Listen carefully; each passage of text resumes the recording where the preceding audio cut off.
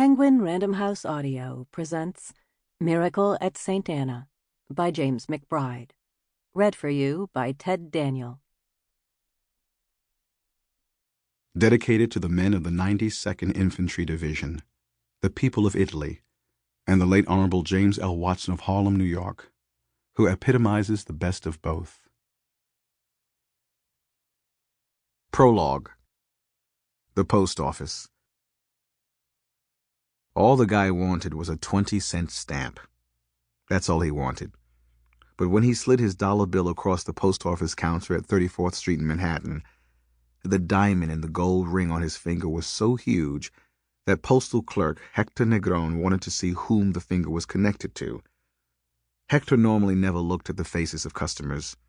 In 30 years of working behind the window at the post office, he could think of maybe 3 customers whose faces he could actually remember, and 2 of them were relatives. One was his sister, whom he hadn't talked to in 14 years. The other was his cousin from San Juan, who had been his first-grade teacher. Besides those 2, the rest didn't count. They melded into the millions of New York schmucks who staggered to his window with a smile, hoping he would smile back, which he never did. People did not interest him anymore. He had lost his interest in them long ago, even before his wife died. But Hector loved rocks, especially the valuable ones.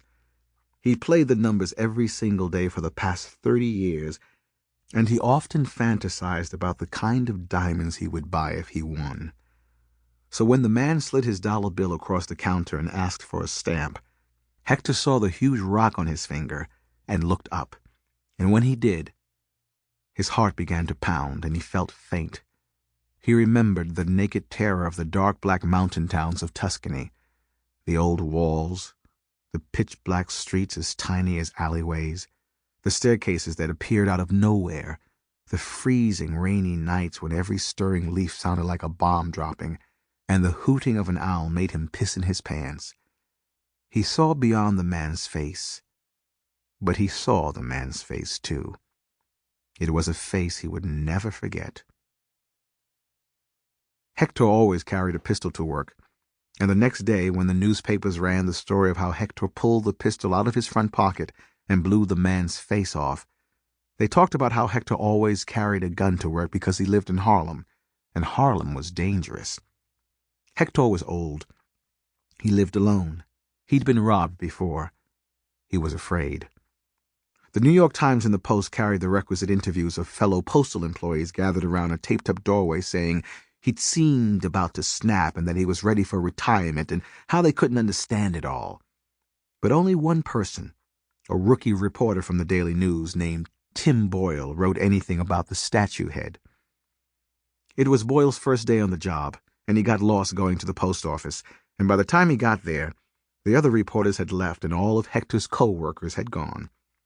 Boyle panicked, thinking he was going to get fired, which if you're a reporter for the Daily News and you can't find the main post office in Midtown Manhattan is about right. So he talked the cops into letting him ride with them up to Hector's ramshackle apartment on 145th Street. They went through Hector's things and found the head of a statue, which looked expensive. Boyle rode with the cops to forensics, who checked it out and found nothing. But one of the cops' wives was an art lover, and the cops said, "This thing don't look normal." So they took it to the Museum of Natural History, who sent them to the Museum of Modern Art, who sent for a man out of NYU's art department, who came over and said, "Shit, this is the missing head of the Primavera from the Santa Trinita." The cops laughed and said, "Is that the Nina, the Pinta, or the Santa Maria?" The guy said, "Hell no, it's a bridge in Florence." And that's how Tim Boyle saved his job, and Hector Negro made the front page of the International Herald Tribune, which on that December morning in 1983 was tossed from a 10th-story window of the Aldo Manuzio office building in Rome by a tired janitor named Franco Curzi, who wanted to get home early because it was almost Christmas. It floated down and pirouetted in the air a few times and finally landed on a table at the sidewalk cafe below, as if God had placed it there, which he in fact had. A tall, well-dressed Italian man with a well-trimmed beard was sitting at a table having his morning coffee when the paper landed on the table next to his. He noticed a headline and grabbed the paper. He read, holding the coffee cup in his hand, and when he was done, he dropped the cup and stood so abruptly his chair skidded out behind him, and the table slid forward 3 feet. He turned and began to walk, then trot, then run down the street. Passers-by on the sidewalk gawked as the tall man in the Cavaccini suit and Bruno Magli shoes tore past them at full tilt, his jacket flying behind him, his arms pumping, running down the crowded tiny streets as fast as he could go, as if by running he could leave it all behind, which was, of course, impossible. Chapter 1. Invisible. On December 12th, 1944, Sam Train became invisible for the first time. He remembered it exactly. He was standing on the bank of the Cinquale Canal just north of Forte dei Marmi in Italy. It was dawn. The order was to go. 120 black soldiers from the 92nd Division bunched behind 5 tanks and watched them roll toward the water, then clumsily waded in behind them, rifles held high.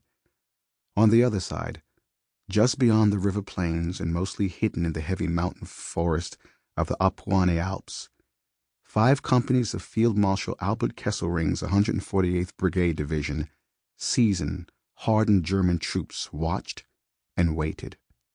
They sat silently. Hardened, seasoned, exhausted, they sat burrowed into the sides of the heavily wooded mountain, peering into their scopes, watching every move. They'd been there on the Gothic line 6 months, a thick line of defense that stretched across the Italian peninsula from La Spezia all the way to the Adriatic Sea, planting mines, building concrete bunkers, laying booby traps and tripwires.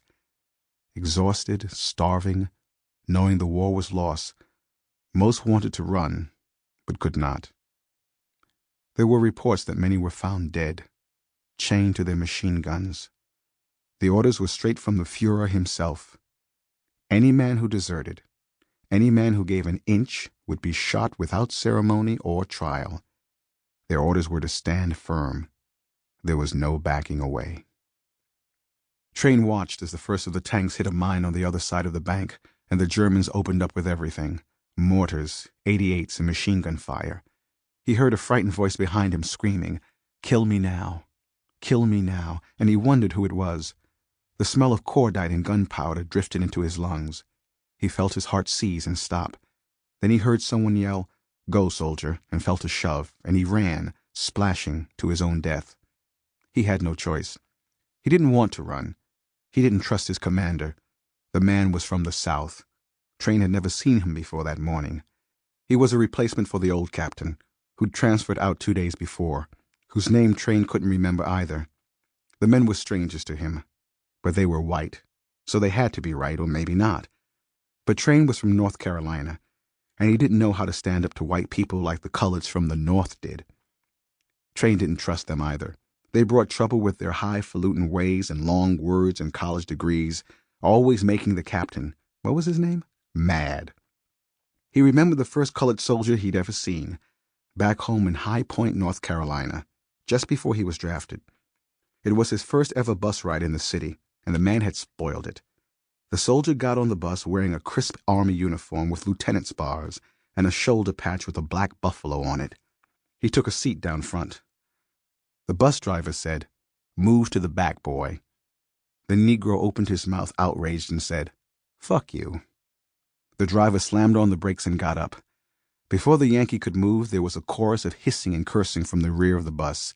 It was the other blacks next to Train. "Cut it out," one blurted. "You making it bad for the rest of us. Why don't you go home, you mooly bastard?" shouted another.